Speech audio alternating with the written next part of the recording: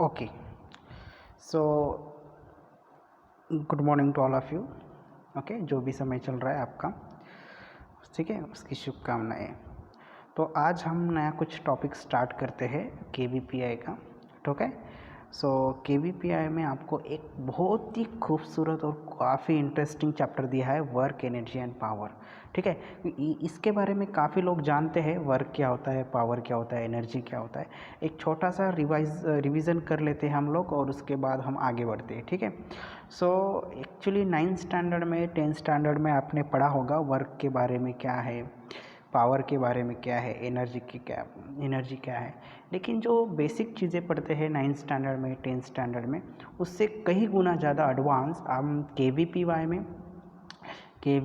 Y और 12th standard में पढ़ते हैं। ओके, तो आज हम बात करेंगे वर्क के बारे में और थोड़ा सा पावर भी देखेंगे, थोड़ा सा इंट्रोडक्शन एनर्जी के बारे में देखेंगे। तो चलिए शुरू करते हैं। सबसे पहले तो मैं एक छोटा सा टॉपिक लूँगा, एक्चुअली वर्क क्या होता है। ठीक है, तो व्हाट इज़ वर्क, आप सभी लोग जानते हैं वर्क के बारे में, वर्क क्या होता है। तो वर्क के बारे में हम पढ़ने की कोशिश करेंगे। तो सिंपल एक फिजिक्स में वर्क, ये एक्चुअली जो हम काम करते हैं वो काम अलग है। यानी वर्क करते जैसे कि खाना बनाना काम है, पढ़ाई करना काम है, किसी चीज़ को उठा के दूसरी जगह पे शिफ्ट करना भी काम है, कुली भी काम करता है, कोई वर्कर भी काम करता है। लेकिन फिजिक्स में वर्क का डेफिनेशन कुछ अलग है। ठीक है, तो इसके बारे में आज मुझे अगर सही एग्जैक्टली अगर हम डिफाइन करें वर्क को, अगर किसी चीज़ को मैं अगर फोर्स लगा दूँ, ये कोई बॉक्स है एम, इसका मास एम है, इसे मैं फोर्स लगाऊँ, ठीक है, और ये फोर्स लगाने के बाद यू डायरेक्शन में एफ लगा दूँ, फोर्स लगा दूँ, तो ये कुछ दूर डिस्प्लेस करेगा। ठीक है, यहाँ तक आ जाएगा।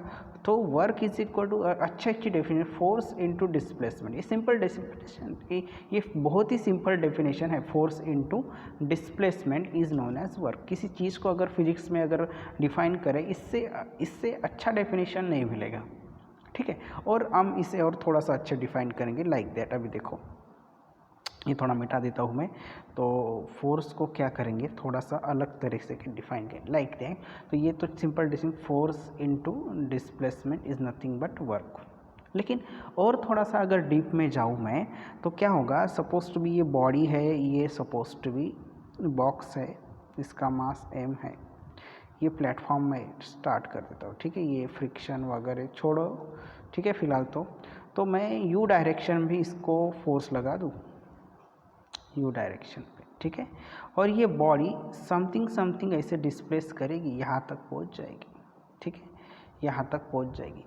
फोर्स इनटू बॉडी, यहाँ समथिंग डिस्प्लेस की, इन दोनों का एंगल हमेशा कॉस थीटा होता है। ठीक है, ये दोनों का एंगल क्या होता है आपको पता है, ये कंपोनेंट हमेशा कॉस थीटा लेना पड़ता है। तो हमें क्या ये अच्छी डेफिनेशन हो सकती है, बिल्कुल, work is equal to force यानी F cos theta into S, ये भी डेफिनेशन हो सकती है। हम इसे और मॉड ऑफ एस, ठीक है, या फिर mod of S into cos theta, या फिर इस तरह से भी लिख सकते हैं, work is equal to F mod of F into mod of S into cos theta. ये एग्जैक्टली डेफिनेशन हो जाती है वर्क की। वर्क एग्जैक्टली क्या है, फोर्स इंटू कॉस थीटा, जो भी एंगल थीटा रहेगा, जो भी एंगल बनेगा उसके साथ हमें जो भी एंगल बनेगा कॉस थीटा बनेगा। ठीक है, साइन 90 हो सकता है, लेस देन 90 हो सकता है, या फिर एप्टूस एंगल, जो भी एंगल बनेगा उसके साथ हमें मल्टीप्लाई करना पड़ता। तो ये डेफिनेशन हो गई वर्क की, एग्जैक्टली वर्क, ये फिजिक्स की लैंग्वेज में। तो आइए उसका थोड़ा सा और भी डीप में इसे समझने की कोशिश करते हैं एग्जैक्टली। ठीक है, अगर सपोज टी, ये तो हुआ फोर्स इनटू डिस्प्लेसमेंट अपना। तो चलो थोड़ा सा मैं यूनिट के बारे में डिस्कस कर लेता हूँ बाद में, फोर्स इनटू डिस्प्लेसमेंट। ठीक है, ये वर्क का डेफिनेशन, वर्क का, ये तो फोर्स न्यूटन में है और डिस्प्लेसमेंट मीटर, न्यूटन मीटर, ये एक वर्क का डेफिनेशन हो सकता है, या फिर न्यूटन मीटर को ही हम बोलते हैं जूल। ठीक है, जूल, ये तो आप पता है वर्क। ठीक है, एनर्जी एंड वर्क ये दोनों equal actually in joule in dimension. ठीक है, एनर्जी एंड वर्क ये दोनों इक्वल रहेंगे इन डायमेंशन, यानी वर्क का जो डायमेंशन रहेगा वही जो डायमेंशन एनर्जी का भी रहेगा। आज थोड़ा सा हल्का हल्का सा देख लेते हैं क्या होता है चैप्टर के स्टार्टिंग में, उसके बाद में उसे आगे बढ़ते हुए उसकी डेरिवेशन। इसमें मैकेनिक्स काफ़ी अच्छा है, तो इसका मैकेनिक्स मैं और लाइव में पढ़ाने की कोशिश करूँगा। ये जनरल स्टडी के लिए मैं आज वीडियो बना रहा हूँ। तो फोर्स इंटू डिस्प्लेसमेंट हमारा हो गया। इसके एनर्जी जो यूनिट रहेगा, चलो डायमेंशन की बात करें तो सबसे पहले आपको फोर्स की डायमेंशन याद है। तो फोर्स की डायमेंशन क्या होती है, m1 l1, ठीक है, t-2, ठीक है, ये तो डायमेंशन फोर्स की है। डिस्प्लेसमेंट की ये मीटर में रहेगा तो l1, ये जोड़ दो, एक यहाँ पे एक जोड़ दो तो आपका बनेगा m1 l2 t-2, ये बनेगा वर्क का डायमेंशन, ये बनेगा वर्क का डायमेंशन। इसके ऊपर भी एक क्वेश्चन आ सकता है, तो ये भी छोटा छोटा काम आप करते रहो, ठीक है। ये डायमेंशन बनेगा, सिंपल डायमेंशन किसका, वर्क का बनेगा। चलो आगे बढ़ते हैं, थोड़ा सा आगे बढ़ते हैं। अब देखो क्या क्या हो सकता है इसमें डायमेंशन। अगर आपकी जो एंगल है, जो कॉस थीटा के बारे में अब बात करूँगा, जो भी कॉस थीटा है अपना, अगर ये कॉस थीटा व्हेन 0 डिग्री तो क्या हो सकता है, व्हेन 90 डिग्री तो क्या हो सकता है, देन 90 लेस देन, यानी थीटा अगर 90 से बड़ा हो तो क्या हो सकता है, या थीटा लेस देन 90 क्या होता है। ये सारे केसेस हम अभी थोड़ा सा टेस्ट कर लेते हैं, ठीक है। इसका मतलब फिर ये कॉस थीटा के बारे में सब क्लियर हो जाएगा, ठीक है। तो चलो इसे थोड़ा सा क्लियर कर देता हूँ और हम आगे बढ़ते हैं। तो चलिए, सबसे पहले अगर आपका थीटा ये 90 हो तो क्या हो सकता है, ठीक है। तो सबसे पहले व्हेन थीटा डिग्री, ये थीटा डिग्री ये अगर आपका 0 डिग्री है तो व्हेन तो क्या हो सकता है। सबसे पहले अगर थीटा 0 है, इसका मतलब आपका जिस डायरेक्शन में फोर्स रहेगा, उसी डायरेक्शन में डिस्प्लेसमेंट भी रहेगा, क्योंकि थीटा 0 है, जिस डायरेक्शन में फोर्स रहेगा उसी डायरेक्शन में थीटा रहेगा, ठीक है। यानी W इज इक्वल टू अपना क्या रहेगा, force into displacement into cos 0, ठीक है। कॉस 0 आपको पता है, जो भी रहेगा आपकी वैल्यू Fs, ठीक है। कॉस 0 1, ठीक है, यानी Fs हम लिख सकते हैं, ओके। यानी थीटा अगर 0 है तो जिस डायरेक्शन में फोर्स है उसी डायरेक्शन में उसका डिस्प्लेसमेंट है, ठीक है। ये सिंपल एक केस हो गया, ये पहला केस। दूसरा केस हम ले सकते हैं। दूसरा केस में क्या हो रहा है, दूसरा केस में अगर थीटा 180 हो, यानी 180 हो, यानी जिस डायरेक्शन में फोर्स है उसके अपोजिट डायरेक्शन में डिस्प्लेसमेंट है। अब ये केस है ना बड़ा कॉम्प्लिकेटेड है, क्योंकि देखो जिस डायरेक्शन में फोर्स है क्या उसी डायरेक्शन में अपोजिट डिस्प्लेसमेंट होता है।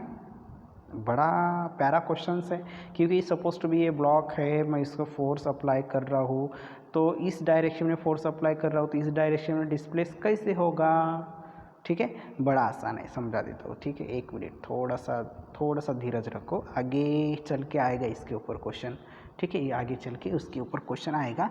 अगर 180 हो, सपोज टू बी 180 हो, तो फोर्स आगे रहेगा, डिस्प्लेसमेंट पीछे रहेगा, ये हमेशा याद रखो, ठीक है। तो आपको नहीं तो ये एक काम करो, छोटा सा कंसेप्ट यहाँ पे देखो कि यहाँ पे देखो W इज इक्वल टू अपना फार्मूला क्या है, Fs इंटू कॉस 180 आप देखो Fs इंटू -1, ठीक है, -1 आएगा, 0 तो नहीं होगा, तो -Fs यहाँ से भी आप निकाल सकते हो कि W is equal to negative आ रहा है। वर्क निगेटिव मतलब एक्चुअली वर्क निगेटिव नहीं होता, आपको आगे समझ में आ जाएगा, ठीक है। तो इसके ऊपर छोटा सा न्यूमेरिकल ले तो आपको समझ में आ जाएगा। सपोज टू बी मैं यहाँ पे न्यूमेरिकल लेने की कोशिश करता हूँ, देखता हूँ न्यूमेरिकल कौन सा है मेरे पास अवेलेबल, ठीक है। एक है, छोटा सा बना देता हूँ, ठीक है। सपोज टू बी ये 10 m का मास है मेरे पास, 10 kg, ठीक है। यहाँ पे फ्रिक्शन भी लग रहा है, ठीक है, फ्रिक्शन भी लग रहा है। तो और इस डायरेक्शन मैंने फोर्स अप्लाई किया, उस कितना 50 newton, suppose to be 50 newton, okay. तो ये वर्क होगा और वर्क के साथ साथ ये 10 kg यहाँ तो भी आ जाएगा, सपोज मान लो, ठीक है, ये 10 kg यहाँ तक आ जाएगा मास, मानना है सिर्फ। ओके, तो आपको निगेटिव वर्क किस तरह से, सपोज टू बी हमने पूछा कि फाइंड अ वर्क डन, यानी W फाइंड करना है मुझे, फाइंड अ वर्क डन, साथ ही साथ में जहाँ भी फोर्स अप्लाई किया, और frictional force on a mass 10 kg। And मैं यहाँ पे लिखता हूँ फ्रिक्शनल फोर्स, आपको पता है फ्रिक्शनल फोर्स क्या होता है, फोर्स में हो चुका है frictional force. Okay, frictional force on mass 10 kg, ठीक है, mass 10 kg when the displacement is 5 metre, ठीक है, व्हेन डिस्प्लेस, बहुत ही प्यारा क्वेश्चन है, व्हेन डिस्प्लेसमेंट बाय 5 मीटर, ठीक है, 5 मीटर डिस्प्लेसमेंट हो रहा है, तो आपको work done and frictional force निकालना है, ठीक है। तो वर्क डन तो बड़ा आसान है, सॉल्यूशन में देख सकते हो, वर्क डन तो आप बड़े आसान से निकाल सकते हो। तो वर्क इज इक्वल टू, यानी फोर्स इनटू डिस्प्लेसमेंट, फोर्स कितना है 50 इंटू 5 मीटर हुआ, तो ये आपका 250 जूल, 250 जूल ये वर्क हुआ। ये तो बड़ा आसान निकल गया है। लेकिन अगर फ्रिक्शनल फोर्स की बात करें, इसमें देखो फ्रिक्शनल फोर्स में की बात करें, यानी इसी के क्वेश्चन में फ्रिक्शनल फोर्स की अगर बात करूँ, मैं कहाँ निकालूँ, चलो इसे थोड़ा सा रब कर देता हूँ, नहीं चलो रहने दो, यहाँ पे काम में आएगा। फ्रिक्शनल फोर्स की बात करूँ तो यू लगेगा, ये फ्रिक्शन इज इक्वल टू, आपको फॉर एक फार्मूला याद रखना है, एफ फ्रिक्शनल, जो भी फ्रिक्शनल फोर्स है वो होता है mu times of normal reaction. Mu ये फ्रिक्शन होता है, यहाँ पे मैंने फ्रिक्शन लिया क्या, अच्छा चलो ठीक है, मैं यहाँ पे फ्रिक्शन नहीं लिया, यहाँ पे फ्रिक्शन जो लग रहा है यहाँ इस बॉडी को, इस फ्रिक्शन को वैल्यू 0.1 सपोज, ठीक है, 0.1 है, 0.1 friction mu is equal to 0.1 newton, ठीक है, 1 न्यूटन इतना फ्रिक्शन लग रहा है, ठीक है, 0.1। तो फ्रिक्शन बेटा, ये जो फ्रिक्शन लगेगा नीचे की ओर जो फ्रिक्शन लगेगा, इसको फ्रिक्शन को, जो भी फ्रिक्शन को हमेशा जो यहाँ पे जो मास 10 कीजिए, नीचे की ओर mg लग रहा है, तो ऊपर नॉर्मल रिएक्शन तो भी लग रहा है, ये तो आपको FBD बना लेना चाहिए लाइक दैट। तो ऊपर ये फार्मूला हुआ, ठीक है, force is frictional force. Normal reaction क्या होता है ऊपर की ओर, नॉर्मल रिएक्शन, तो आपको जो फ्रिक्शन वाला जो फोर्स है एफ फ्रिक्शन, तो आपको फ्रिक्शन नीचे n is equal to 1.1 into कितना हो रहा है ऊपर की ओर नीचे 10, ठीक है, नॉर्मल रिएक्शन ये 10g को क्रिएट कर रहा है, ठीक है, म्यू कितना है 0.1, 10, ठीक है, 10 जो भी ऊपर नीचे mg लग रहा है 10, okay, 10 into g is acceleration due to gravity 10, तो आपका ये जो बनेगा नॉर्मल रिएक्शन यानी म्यू फ्रिक्शन। तो इसका आंसर कितना है 10 इंटू 2, यानी normal n is equal to 10 मिला हमें, ठीक है, 10। ओके, तो अभी देखो जो भी वर्क ऑन फ्रिक्शन F, जो मास 10 है ना, मास 10 के ऊपर जो क्वेश्चन में पूछा है ना, यहाँ पे देखो क्वेश्चन में जो पूछा है मास 10 kg, ठीक है, frictional force on mass 10 kg, that's why I am taking here 10, okay, don't worry. तो mass force work done on friction is equal to minus, क्योंकि फ्रिक्शन वाला जो फोर्स है पीछे की ओर लगेगा, that's why I am taking minus F S. तो ये बनेगा, ये एन कितना है अपना, एन तो -10 आया है, सॉरी 10 आया है, तो minus, okay, minus, okay, then 10 friction force निकाला इंटू 5 मीटर, तो ये हुआ 10 इंटू 5 मीटर हो गया -50 जूल। तो इस तरह के निगेटिव भी वर्क डन आता है, ठीक है, निगेटिव भी वर्क डन आता है, उतना बहुत ही कॉम्प्लिकेटेड केसेस नहीं है, जबकि फ्रिक्शन के फोर्स वगैरह है तो वर्क निगेटिव भी आता है, ठीक है, that's why I am taking one of the good numerical here, okay, one of the good numerical here. तो आगे चलते हैं, थोड़ा सा और अच्छा क्वेश्चन है अपने पास। तो ये हुआ वर्क के लिए, चलो ये तो 0 एंड 180 के लिए हो गया, ठीक है। अब बात करते हैं, अगर सपोज टू बी, अगर व्हेन थीटा इज 90 डिग्री, तब क्या हो सकता है। अगर मैं बात करूँ थीटा अगर 90 है तो क्या हो सकता है, या फिर theta less than greater than 90 है तो क्या हो सकता है, ठीक है। तो इसके बारे में हम बात करते हैं अभी, जस्ट ओके। तो मैं कह रहा था कि थीटा जो है, थीटा यदि थीटा 90 डिग्री हो तो क्या होगा। यानी देखो बहुत ही सिंपल है, बहुत ही सिंपल है। देखो बेटा, अगर देखो फोर्स इंटू डिस्प्लेसमेंट, यानी अगर थीटा 90 डिग्री है, यानी जो भी बॉक्स के ऊपर अगर इसके ऊपर अगर मैं फोर्स थीटा अगर 90 डिग्री अप्लाई करूँ तो डिस्प्लेसमेंट क्या होगा। ये फोर्स है, ये फोर्स, तो डिस्प्लेसमेंट क्या होगा।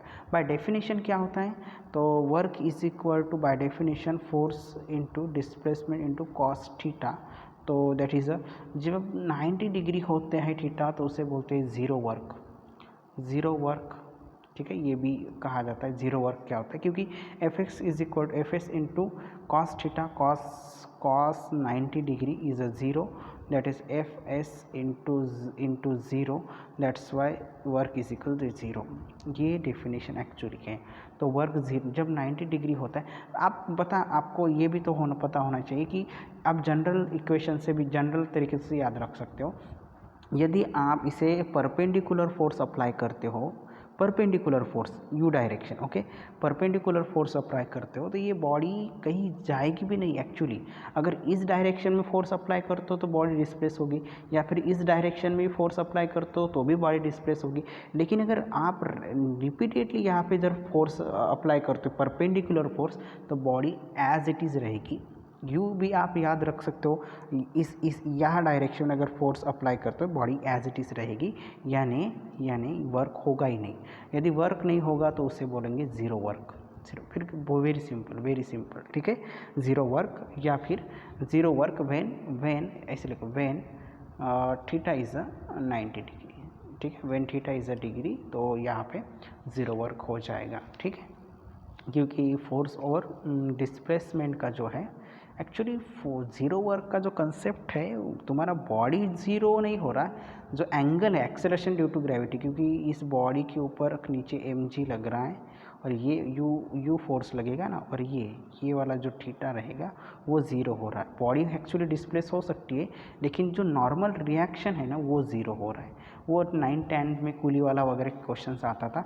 जब न्यूमेरिकल लूँगा उसके ऊपर जब हम इसका कॉन्सेप्ट क्लियर करेंगे।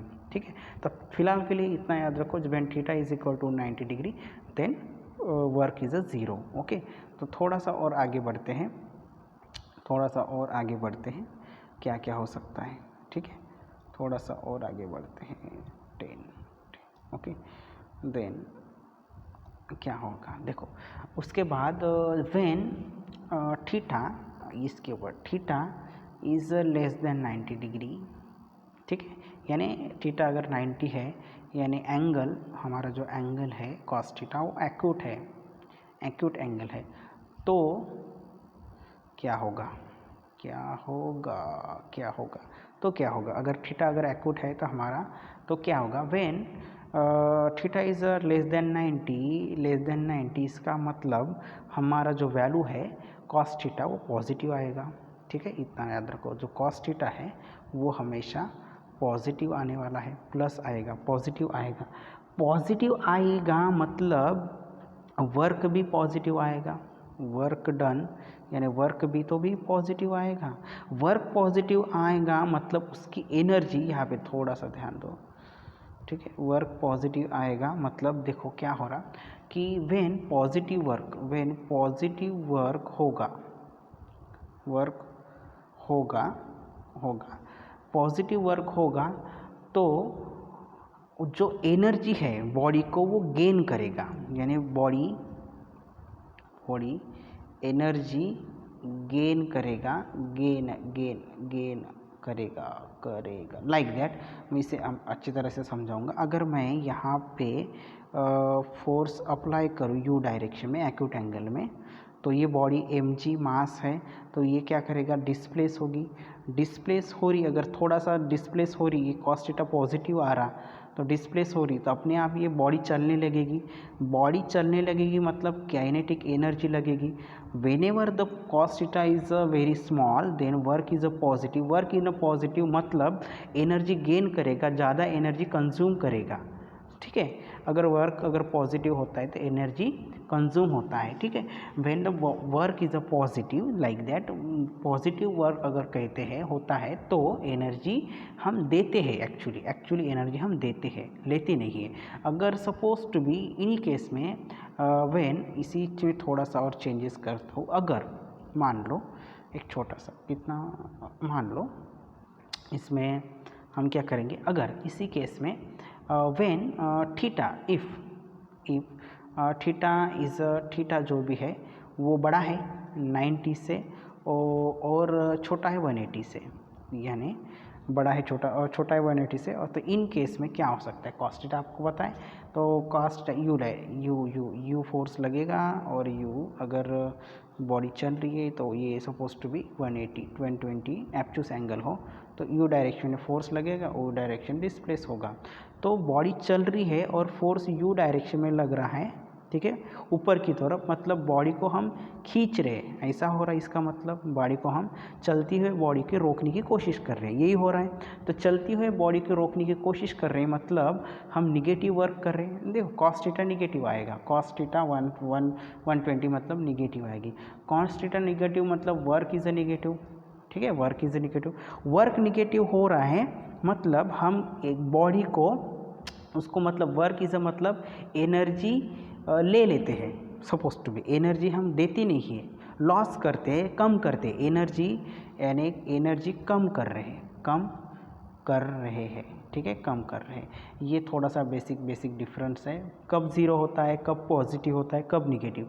यहाँ पे ज़ीरो वर्क एक कंसेप्ट याद रखो, पॉजिटिव वर्क एक कंसेप्ट याद रखो, और निगेटिव वर्क एक कंसेप्ट याद रखो। ये तीनों कंसेप्ट बहुत ही इंपॉर्टेंस है, बहुत ही ज़्यादा इंपॉर्टेंस है। उसके बाद छोटा सा कंसेप्ट पढ़ा देता हूँ, ये हुआ वर्क के बारे में।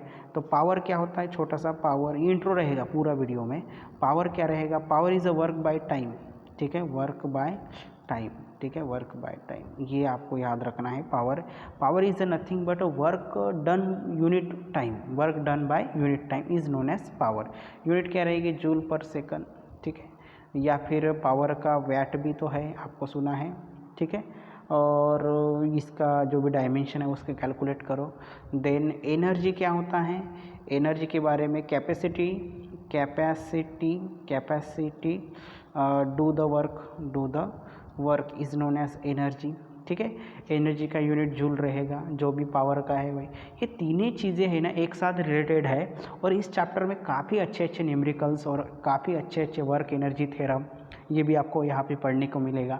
तो काफ़ी अच्छा मैकेनिक्स है, ये मैकेनिक्स हम स्टार्ट करने जा रहे हैं। कुछ सेशन लाइव में होगा और कुछ सेशन वीडियो बोर्ड में होगा, तो इसे हम इस तरह से कंप्लीट करेंगे।